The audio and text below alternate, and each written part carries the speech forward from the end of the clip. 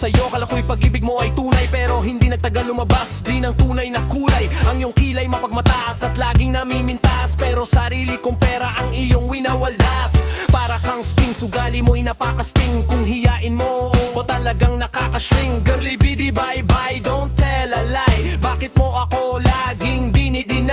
All the good stuff done, wala man ng recognition. Mahilig kang manguleksyon, binaliw aaping atensyon. Yo ang everyday, iba't ibang guys ang iyong ka-text. And then one time nahuli kita na mayroon kang sex. Mas gugustuhin ko pa na magpa-crucify kesa harap-harapan mo akong stupefy. So don't be mad, so don't be sad. Lahat ng kabulukan mo'y ilalahat.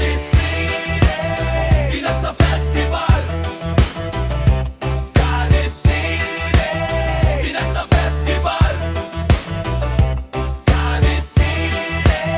Kinat sa festival, Kanisire. Kinat sa festival,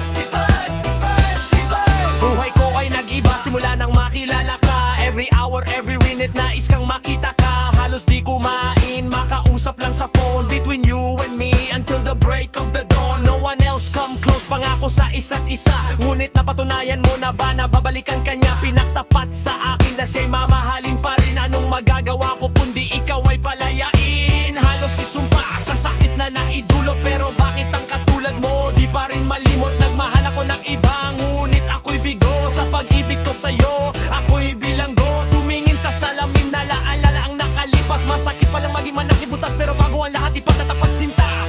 Mahal kita, sincerely yours, Jesse Rigubat Sevilla. Kanisire, kinat sa festival. Kanisire, kinat sa festival.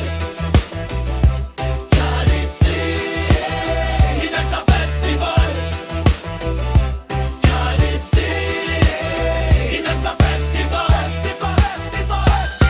Saan nga ba hahantong ang tagpong ito? Minahal kita pero ako'y ginago mo. When it took so long time bago pa makarecover sa ginawa mo sa'kin, meron pa akong hangover. Naaalala mo pa ba nung tayong kasama ka? San man ako magpunta, pinagsilbihan kita mula ulo hanggang paa. Pati ang brat panty mo, ako ang naglalaba. Kinukonsinte ka kung meron nagawang malay. Ayaw na on na, sige na tama ka naman palagi. Mga inutos mo sa akin di ko sinuway. Mas sinusunod na nga kita kesa sa akin nanay. Lahat na lang ng bagay binigay ko sa iyo, naging sunod-sunod.